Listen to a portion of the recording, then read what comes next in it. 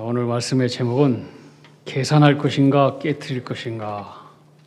한번 따라합시다. 계산할 것인가 깨트릴 것인가. 계산할 것인가 깨트릴 것인가. 영화 가운데 본 프리라고 하는 자유롭게 태어났다라고 하는 그런 영화가 있어요.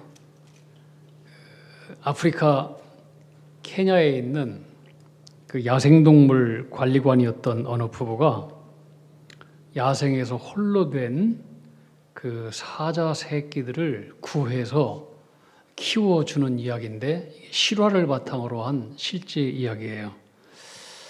그 어린 암사자의 이름을 엘사라고 지었는데 이 부부는 엘사를 참 지극히 자식처럼 그렇게 키웠습니다. 아주 애착 관계가 형성된 이 사자는 무럭무럭 자라면서 이 부부들을 자기의 어머니처럼 생각하고 손가락을 입에 집어넣어도 안 물고 머리를 집어넣어도 안 물고 아주 잘 자랐습니다. 어느새 1년이 지나면서 큰 사자가 되었습니다. 그러다가 어느 날 이 부부는 이 사자를 이렇게 길러서는 안 되겠구나. 사자는 사자가 있는 자연에서 사자답게 살아야 이게 진짜 사자의 자유로운 삶이지 이렇게 생각을 하고 어느 날 눈물을 머금고 정든 이 엘사를 데리고 아프리카 초원으로 갑니다.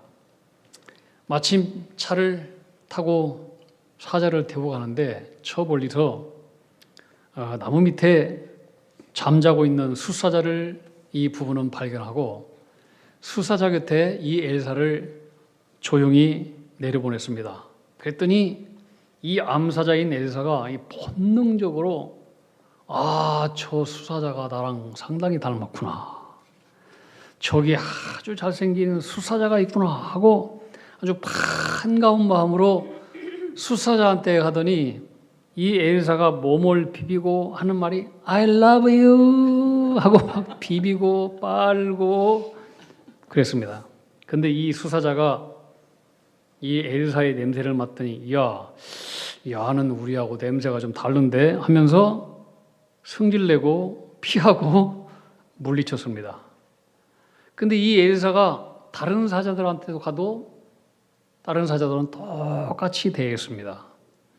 결국 이 엘사는 정글의 왕따가 되었습니다. 또 이 엘사는 이 사냥하는 방법도 모르다 보니까 며칠 굶고 먹을 것이 앞에 있는데도 토끼가 있는데도 잡지를 못하고 그래서 어느 날 보니까 굶어 죽을 지경이 되어 있는 이 아사 상태의 이 엘사를 부부가 발견하고 다시 집으로 데리고 옵니다. 안 되겠구나. 이 엘사가 살아남을 수 있는 이 방법은 강도 높은 혹독한 훈련밖에 없겠구나 이 생각을 하고 이 부부는 엘사를 데리고 와서 먹이를 쫓는 법, 먹이를 잡는 법, 또 먹이 없이 며칠 동안 굶주려 지내는 법, 숨어 있다가 동물을 기회를 엿보는 법, 하나 아주 구체적으로 혹독하게 처음부터 가르칩니다. 처음에는 실패합니다. 토끼를 놓고도 놓치고 사슴을 놓고도 놓치고 아주 자그마한 멧돼지 앞에서도 무서워서 도망가고 그러면은 이 엘사는 배가 고프니까 또 부부를 찾아와서 먹이를 달라고 하지만 이 부부는 먹이를 딱 끊어버립니다. 아주 강도 높은 이 훈련 속에서 이 엘사는 조금씩 정글의 사자, 야생의 본능을 찾기 시작합니다. 어느 날 드디어 이 엘사가 처음으로 스스로 사냥에 성공을 했습니다. 또 성공을 했습니다. 이제 부부는 생각합니다. 이제는 엘사가 정글에서 살아남을 수 있겠구나 생각하고 이제는 진짜로 마지막 정글로 이 엘사를 보냅니다.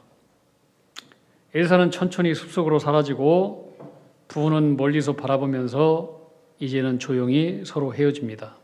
그리고 시간이 흘렀습니다. 1년이 한참 지났습니다. 그 어느 날 부부가 정글에 들어갔는데 멀리서 건강한 한 사자가 팍 뛰어옵니다. 이 부부한테. 바로 엘사였습니다. 놀라운 것은 이 감동적인 장면인데 혼자 오는 게 아니고 새끼 3마리를 데리고 부부를 향해서 달려오고 있었습니다. 엘사는 자유롭게 당당히 야생 정글에서 살아남는 힘 있는 사자가 되어 있었습니다. 그리고 자기를 키워준 부부를 단박에 알아보고 반갑게 부둥켜 안고 뒹굴고 얼굴을 비비고 정말 감동적인 제위의 모습을 갖게 됩니다. 이 엘사 사자는 자기 새끼들에게 마치 이렇게 얘기하는 것 같았습니다. 이분들이 나를 살려준 고마운 분들이다. 너희들 이분들에게 모든 존경과 경의를 다해서 인사해라. 그리고 이 부부에게는 마치 이렇게 전한 것 같았습니다. 나를 이렇게 구원해 주시고 사랑해 주시고 훈련시켜 주셔서 나는 이렇게 정글에서 자유한 사자가 되었고 행복한 사자의 삶을 살게 되었습니다. 감사합니다. 이렇게 얘기하는 것 같았어요. 그리고 얼마간의 시간을 아름답게 보낸 이후에 이 엘사는 새끼들과 함께 부부에게 꼭 큰절을 하더니 조용히 정글로 사라졌습니다. 저는 이것을 보면서 참 아름답다. 이 말 못한 미물인 이 동물 짐승조차도 자기를 살려주고 사랑한 은혜를 기억하는구나. 그리고 새끼들도 데리고 와서 인사를 시키잖아요. 오늘 본문에는 은혜를 아는 자들의 참 아름답고 감동적인 이 영화 같은 한 폭의 그림 같은 장면이 등장합니다. 바로 베다니 마을에서 일어난 이야기입니다. 오늘 본문의 사건은 예수님께서 십자가 지시기 6일 전에 일어난 일이라고 말씀합니다. 이제 조금만 있으면 예수님은 곧 고난의 십자가를 지러 갑니다. 죽음이 기다리고 있습니다. 근데 놀라운 것은 그 고난의 십자가의 첫 번째에 뭐가 있느냐? 베다니의 잔치로부터 시작되는 거예요. 고난이 있어요. 근데 베다니의 잔치부터, 축제부터 있는 거예요. 축제부터. 그 다음에 고난의 십자가가 있는 거예요. 나사로 집에서 잔치가 벌어지고 축제가 열리고 죽었던 나사로가 살아났고 그 집에는 기쁨과 감사와 은혜가 충만했습니다. 그리고 잔치가 끝난 다음에 예수님은 예루살렘으로 십자가 지시러 갑니다. 그게 종려 주일이에요. 종려. 사람들이 종려나무를 꺾고 옷을 벗고 호산나 호산나 다윗의 자손으로 오시는 예수님이여 우리를 구원해 주십시오. 큰 소리 외치면서 모든 도성이 들썩일 정도로 사람들의 환영과 함성이 울려 퍼졌습니다. 근데 그 뒤에 뭐가 있어요? 십자가가 있어요. 자, 근데 이 십자가 앞에 뭐가 있어요? 잔치가 있어요. 잔치, 축제. 그 다음에 뭐가 있어요? 수많은 사람들의 승리의 함성. 주여 우리를 구원해 주시옵소서.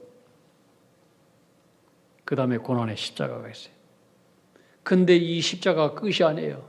그 다음에 3일 후에 부활의 승리가 기다리고 있어요. 자, 여러분 이것을 한번 생각해 보세요. 여기에 굉장히 중요한 메시지, 상징이 있어요. 십자가 앞에 잔치가 있다. 축제가 있다. 기쁨이 가득하다. 두 번째, 예루살렘 성에 올라갈 때 예수님은 모든 사람의 환영, 승리 함성 속에서 들어갔습니다. 그 다음에 십자가가 있어요. 그런데 십자가가 끝이 아니에요. 그 다음에 곧 부활의 승리로 마침표를 맺게 되는 거예요. 여러분 이게 뭔지 아세요? 우리 믿는 성도의 삶을 얘기하고 있는 것 같아요. 우리의 삶 속에서도 성도의 고난이 있어요. 그러나 그게 전부가 아니에요. 고난이 있고 눈물이 있지만 그러나 십자가 그 뒤에는 뭐가 있다? 부활의 승리가 기다리고 있다는 거예요.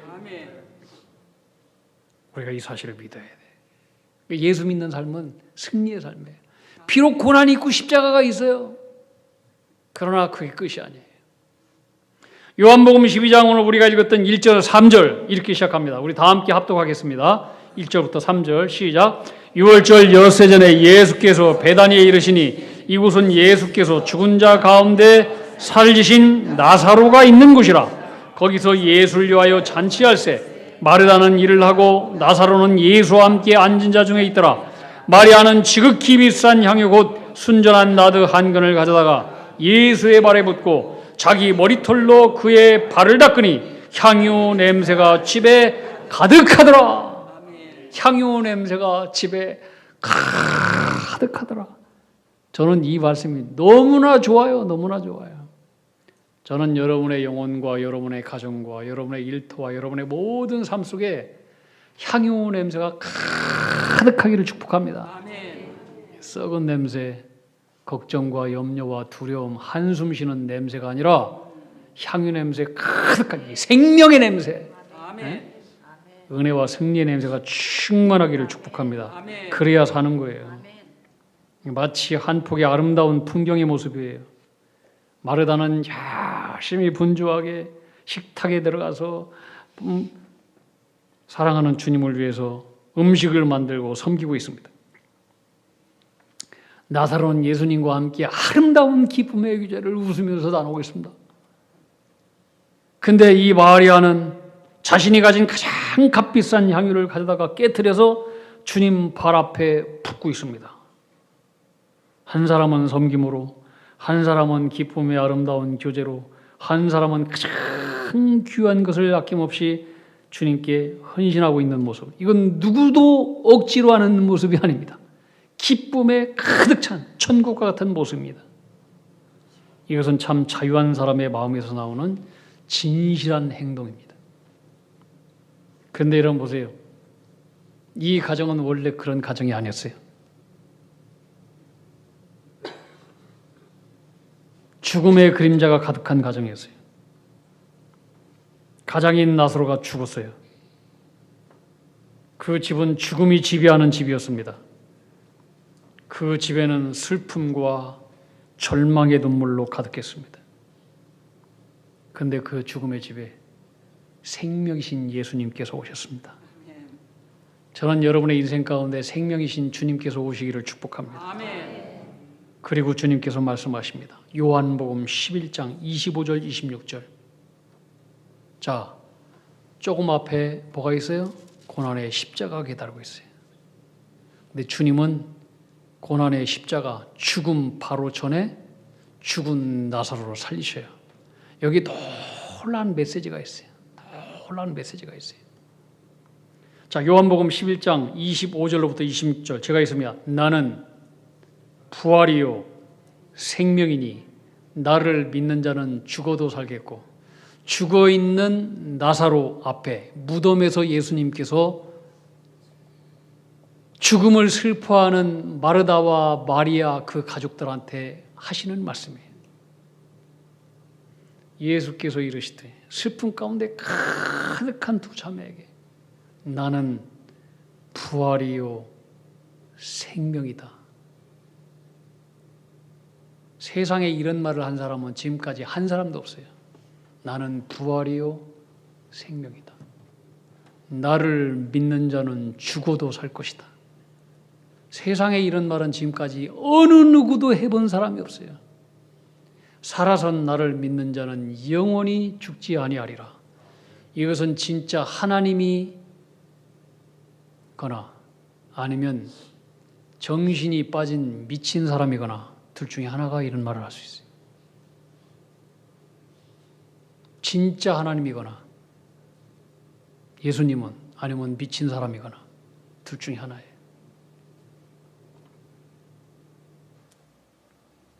이것은 어디에서도 들어보지도 못한 말씀이었어요. 인간이 할 수 없는 말이에요. 근데 주님은 하나님이셔요. 그러니까 말씀하시는 거예요. 주님은 무덤 앞에 가셔서 무덤의 돌문을 치우라고 했어요. 문 치우라. 그리고 외쳤어요. 죽은 지 하루, 이틀, 사흘, 나흘 됐어요. 몸은 썩어서 썩은 냄새가 진동했다고 했어요. 근데 주님께서 관에 갇힌 나사로를 향해서 외칩니다. 나사로야, 일어나라. 이것은 정말로 하나님이거나 아니면 미친 사람이거나 둘 중에 하나예요. 근데 예수님은 하나님이에요. 시신의 썩은 냄새가 진동하는 나사로, 여러분 시체 썩은 냄새 맡아봤어요? 보통 냄새가 아니에요. 그 냄새 맡으면 한 달 동안 밥 못 먹어요. 근데 그 냄새가 그 앞에만 났겠어요? 그런데 썩어서 진동하는 나사로가 수죽을 베인 채로, 동인 채로 무덤에서 걸어 나왔습니다. 이것이 주님이 십자가를 지시러 가는 길에 죽은 자를 살리신 나사로의 집에서 행했던 일이에요. 죽은 나사로가 살아났어요. 그리고 잔치가 벌어졌어요. 뭘 얘기해요? 곧 고난의 십자가가 있어요. 그러나 주님에게는 죽음이 있다 없다? 없다. 죽음은 예수님의 생명 앞에서 다 물러가고 사망 선고당했다. 이게 상징적으로 보여주는 메시지. 미리 보여주는 예고편. 예수님이 오시자 죽음의 집이 생명의 집이 되었습니다. 저는 여러분 가운데 주님이 오시면 모든 절망들은 다 떠나갈 줄로 믿습니다. 슬픔의 집이 기쁨의 집이 되었습니다. 잔치집이 되었습니다. 어둠으로 가득했던 이 집이 희망과 소망으로 행복이 넘쳤습니다. 바로 그 잔치 자리에서 마리아가 지극히 값비싼 향유 한 병을 가지고 왔습니다. 성경은 값비싼 향유라고 하지 않고 그 앞에 지극히라고 하는 부사를 넣습니다. 지극히 값비싼 향유. 뭔 얘기냐? 마리아에게도 이 향유는 굉장히 소중한 가치 있는 물건이었다라고 하는 것이에요.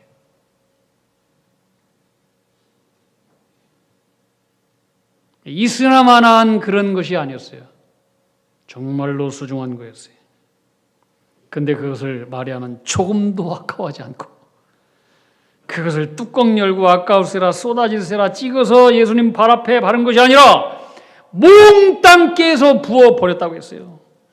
여러분, 이것은 돈이 많다고 해서 절대로 할 수 있는 행동이 아니에요. 아무리 돈 많아도 돈과 물질에 묶인 사람들은 결코 흉내도 낼 수 없는 행동이에요. 이것은 자유케 하신 하나님으로부터 하늘의 큰 은혜를 알고 생명을 경험한 사람만이 할 수 있는 진짜 자유한 행동이에요. 이 모습을 보고 깜짝 놀라서 욕하는 사람이 있었어요. 누구냐? 가룟 유다였어요. 예수님의 제자였어요. 그는 이렇게 얘기해요. 아니, 어떻게 이렇게 값비싼 것을 낭비를 하느냐? 어떻게 이렇게 값비싼 것을 이걸 팔아가지고 가난한 사람들에게 주면 훨씬 더 좋았을 것을. 겉으로 보면 굉장히 의로운 척하고 있는 거예요. 근데 성경은 그의 속을 이렇게 밝힙니다. 6절에 그는 가난한 자를 생각하는 것이 아니라 도둑이라 돈괴를 맞고 거기 넣는 것을 훔쳐가미라라. 도둑이라고 하는 거예요. 가룟 유다는 생명을 자유케 하시는 참 진리이신 예수님 곁에 3년 동안 따라다녔으면서도 그 자유를 경험하지 못한, 예수님을 만난 경험이 없는 그런 사람이었어요.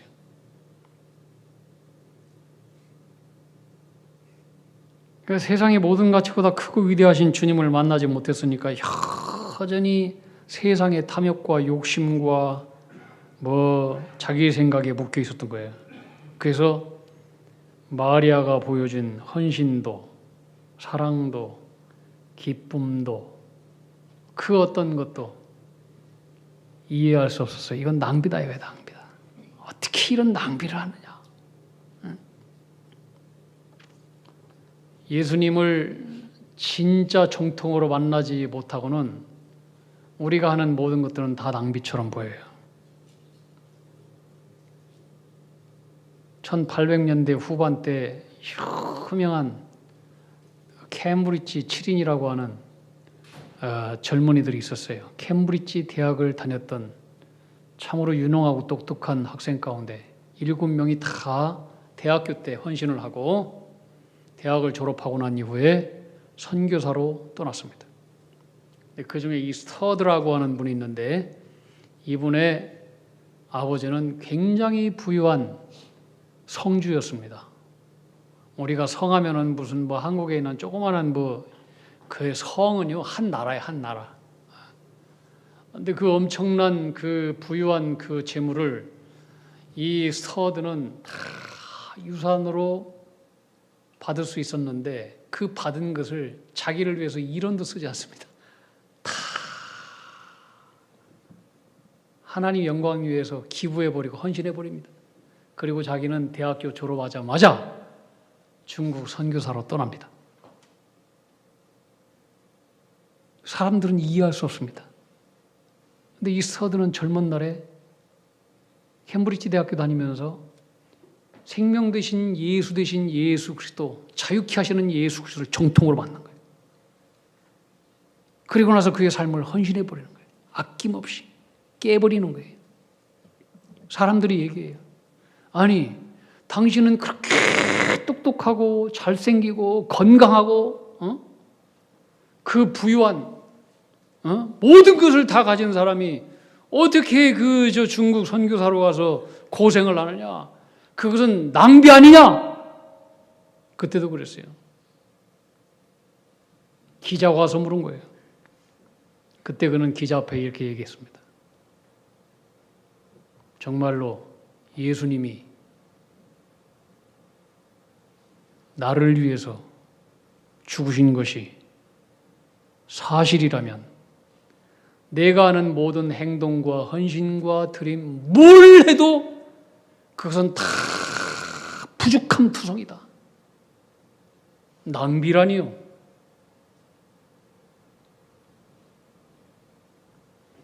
여러분, 이것은 예수 그리스도를 정통으로 자유케 하신 하나님을 만나지 않고는 있을 수가 없는 일이에요. 정말로 마리아가 보여준 헌신, 사랑, 기쁨, 가룟 유다 같은 사람은 죽었다 깨나도 못 나는 거예요. 죽었다 깨나도. 왜 저렇게 하는지. 낭비다 그예요. 낭비다. 사람은요, 가치를 모르면 멍청해지는 것입니다.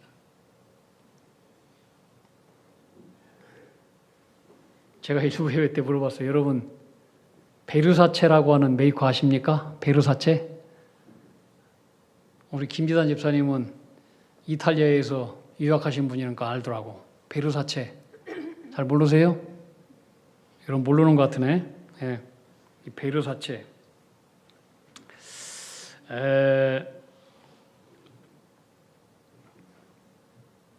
어느 성도님이 저에게 벨트 하나를 선물해 줬어요.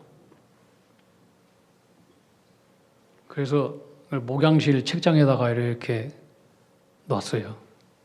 근데 그 주간에 어느 제가 아는 지인이, 손님이 교회를 방문했어요. 그 책장을 이렇게 저렇게 보더니 그 벨트를 발견하고 이거 참 벨트 좋아 보이는데 내 지금 벨트가 다 떨어져 가서 바꿀 때가 됐는데 목사님 이거 벨트 안 쓰십니까? 이렇게 물어보는 거예요. 그래서 제가 얘기했어요. 선물로 받은 건데 그거 혹시 필요하시면은 그거 쓰셔도 된다고 그랬어요. 그런데 저에게 선물을 주신 그 성도님이 제 배를 보더니 목사님 제가 준 그 벨트 왜 안 메고 다니세요? 마음에 안 드세요? 그러더라고요.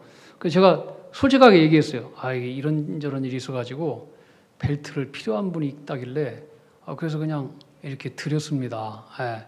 어차피 뭐 성도님은 나한테 주신 거니까 뭐 주신 것은 내가 기쁨으로 받고 어떻게 그렇게 됐습니다.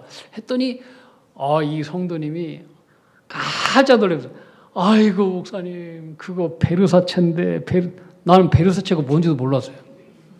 베르사체가 뭐예요? 뭐 이렇게 이름이 살벌해요. 사체가 뭐예요? 사체가?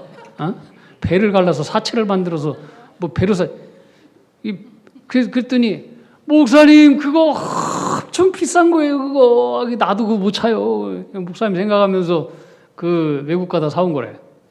내가 나중에 베르사체가 뭔가 하고 찾아봤더니 와 이게 살 떨리는 정말 비싼 벨트더라고요. 내 평생에 그런 베르사체 벨트를 만져볼 일도 없고 차볼 일도 없는 그렇게 좋은 벨트더라고요. 내가 근데 그걸 알아요. 지금도 아깝긴 아까워요. 일부 예배 때 그 설교했더니 어느 성도님이 나가면서 베르사체가 어떤 건가 하고 인터넷 찾아봤대. 그랬더니 와 진짜 비싼 거래요. 그러면서 내가 그랬어. 집사님이 돈 많이 벌어가지고 나한테 선물해봐. 그래서 돈 많이 벌어서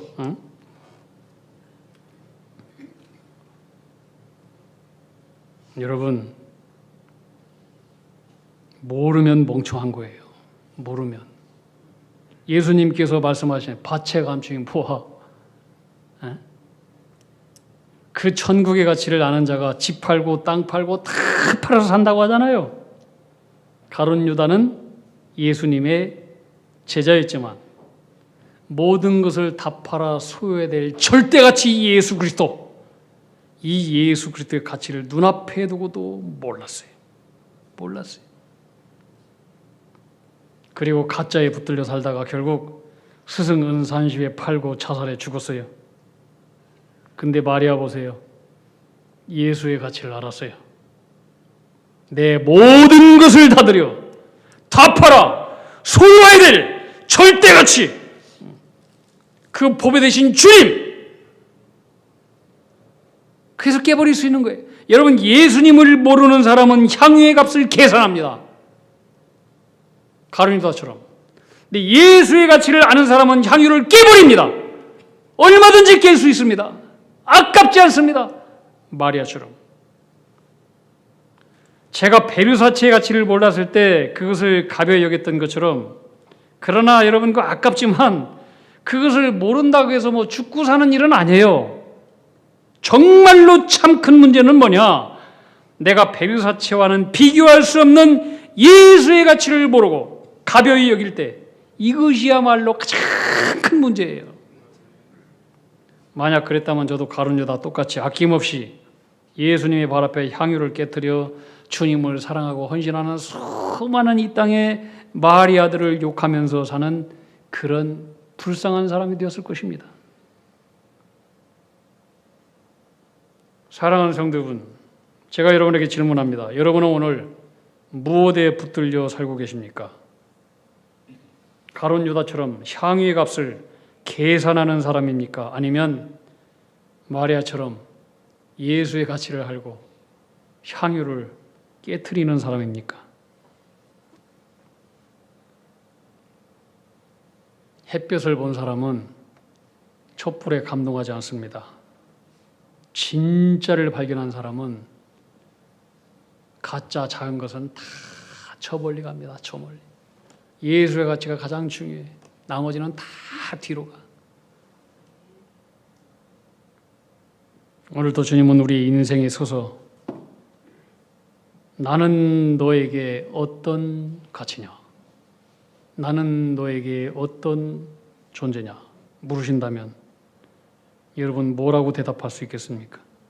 주님만이 내 인생의 가장 귀한 가치입니다.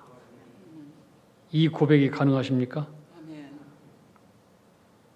그런 사람이 진짜 향기나는 인생의 사람입니다.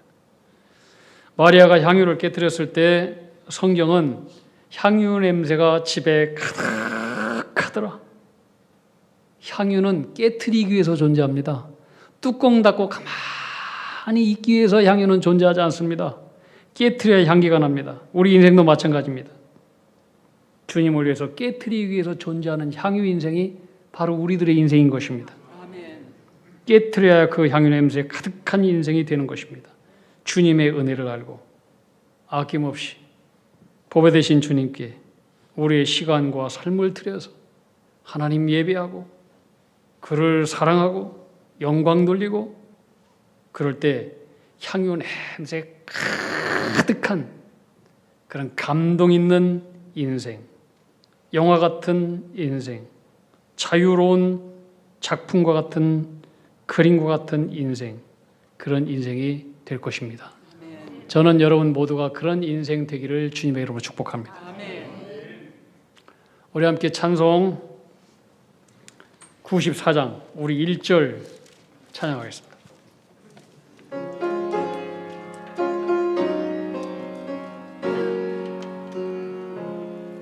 주 예수보다 더 귀한 곳은 없네.